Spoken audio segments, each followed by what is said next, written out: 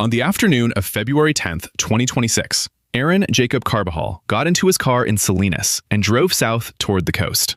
He was 28. The forecast was turning, wind picking up, rain moving in off the Pacific. Sometime around 4:22 that afternoon, at Hurricane Point, 1 mile south of Bixby Creek Bridge, his car left the road. It fell more than 500 feet. It did not stop until it hit the rocks near the shoreline. Recovery ended at 8:45 that night, in the wind, in the rain. The sheriff called the conditions extremely challenging. Cause of the crash is still undetermined. It happens on this road. It happened last February. It happened last spring and last summer and the summer before that. It will happen again before the next storm clears the coast. The stretch of Highway 1 that runs through Big Sur is the most photographed road in America. 7 million tourist visits a year, 2.3 million vehicles.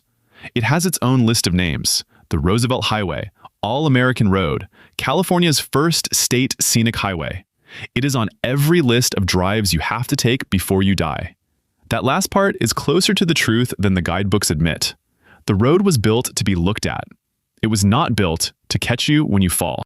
And at night, when the marine layer rolls in off the Pacific and the guardrail runs out and your phone stops working, this road becomes something else entirely. The same asphalt that looks safe at noon turns into a killing surface after dark. 4 people found that out in the last 12 months. 1 in daylight, 1 on foot, 1 on a motorcycle he had ridden 1,000 times. Their names are coming. So is a short list of rules that might keep your car on the road, because on this road, there is no second chance to be off it. Start with the guardrail. In 1940, the California Division of Highways installed what it called the largest installation of guardrail ever placed on a California state highway. 12 miles of steel across a 46-mile stretch. Do that math out loud. 12 miles of barrier on 46 miles of road hanging over the ocean. The rest, most of it, is nothing. Contemporary driving guides describe stretches where little more than a guardrail, or nothing at all, separates the car from the cliff. The cliff, in documented cases, runs from about 200 feet to 750 feet straight down. Now, put a curve in that road. The statutory maximum on Highway 1 is 55 miles per hour. Through Big Sur Valley, the posted limit drops to 45. On the sharpest curves, driving guides put the safe speed at 15 to 20.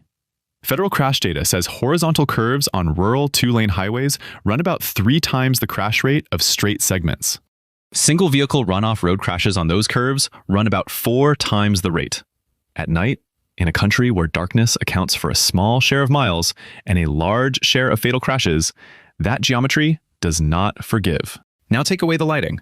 There is none for most of the corridor. Now take away the shoulder. There is barely one.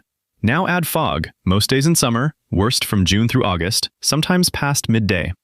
Now add the animals that step into the lane from the brush. Now add the rocks. Since 2017 alone, the Mud Creek Slide moved roughly 5 million cubic yards of mountain onto the road, buried it up to 160 feet deep, closed it for more than a year, and cost $54 million to repair. The Pfeiffer Canyon Bridge failed. Rat Creek collapsed into the ocean. Paul's Slide, Regent's Slide, Rocky Creek slipped out in 2024.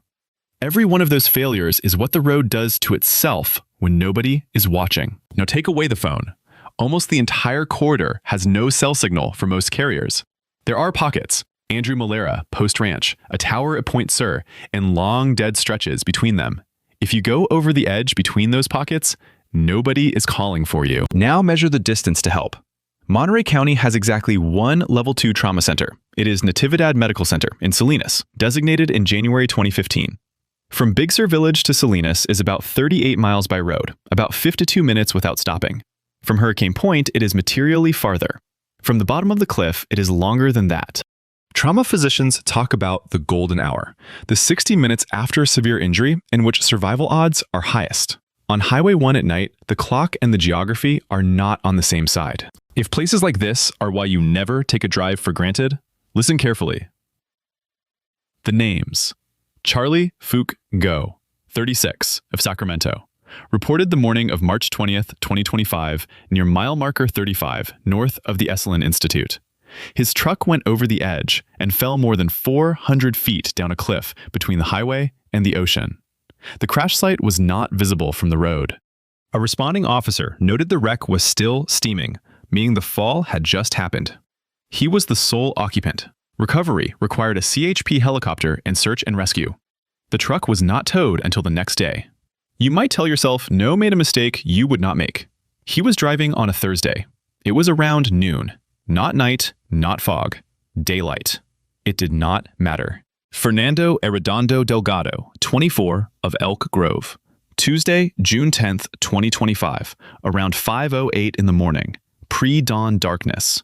He was walking on Highway 1 at Rocky Creek Bridge. He was struck by a full-size van moving southbound. CHP said alcohol and drugs were not believed to be factors. Rocky Creek Bridge has no dedicated pedestrian path. It has no shoulder. It has no street lighting. If you found yourself outside your car anywhere in that stretch, a breakdown, a photo, a bathroom stop, you would be standing where he was standing. The driver stayed at the scene.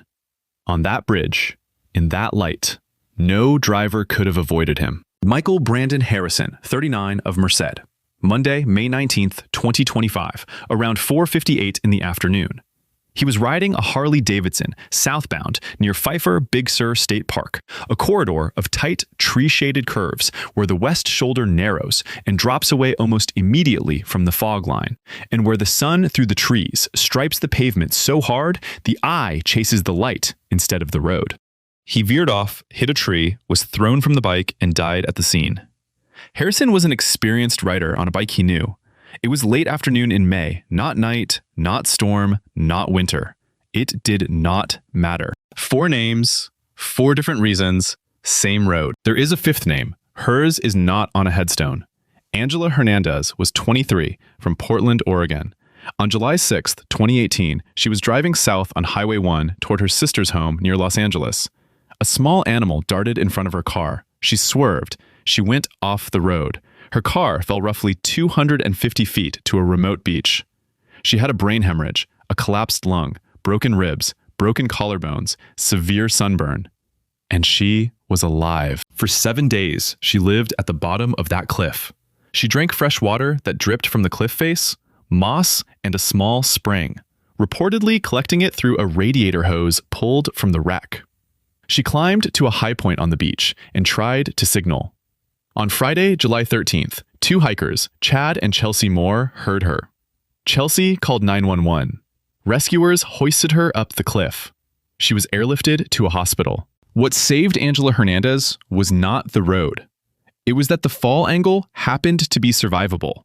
The cliff face happened to have fresh water on it, and 2 people happened to walk close enough to hear a human voice in a place that swallows sound.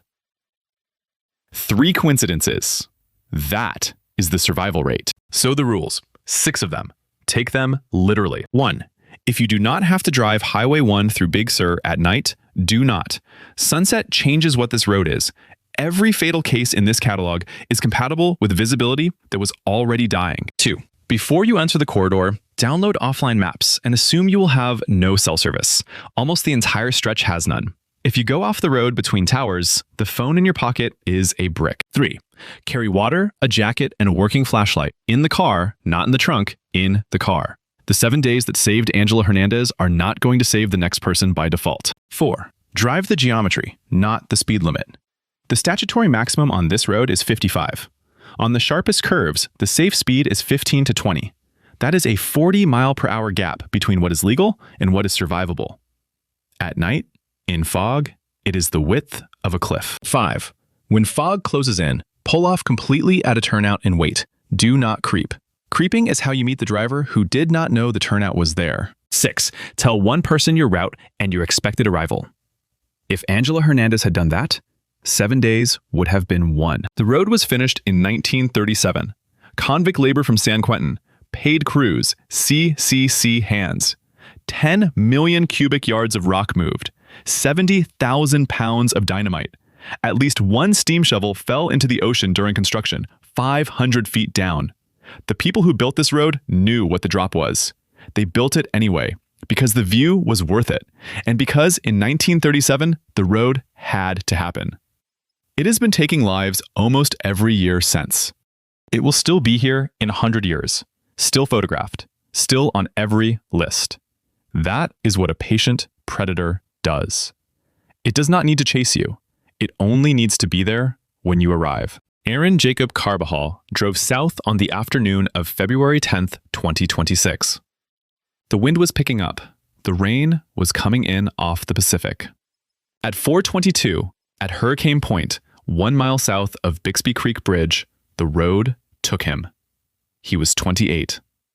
Recovery ended at 8:45 that night, in the dark, in the wind. Subscribe, or don't. The road will still be here tomorrow either way. This channel is optional. The drive is not.